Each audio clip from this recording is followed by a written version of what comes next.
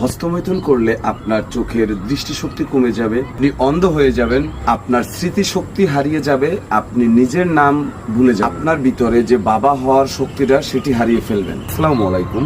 আজকে একটি বিষয় নিয়ে আলোচনা করব, হস্তমৈথুন বা মাস্টারবেশন। অতিরিক্ত হস্তমৈথুনের কারণে শারীরিক ও মানসিক প্রভাব ফেলে। এই দুইটি বিষয় নিয়ে আজকে আলোচনা করব, যার কারণে আপনাদের ভিতরে কিছু কুসংস্কার ও ভুল ধারণা দূর হবে।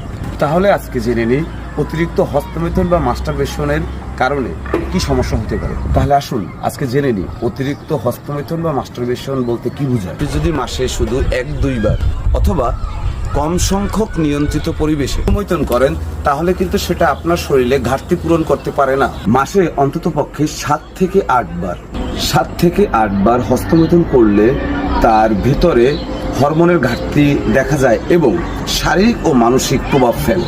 অতিরিক্ত হস্তমৈথুনের কারণে শরীরের ভিতরে যে নর্মাল যৌন চাহিদাটা থাকে, সেটি দীর্ঘদিন হস্তমৈথুন করার পর সেই যৌন চাহিদাটা নষ্ট হয়ে যায়। একটি মানুষের স্বাভাবিক যে শরীর গঠন থাকার কথা, সেটি অতিরিক্ত হস্তমৈথুনের কারণে সেই স্বাভাবিক গঠনটা নষ্ট হয়ে যায়।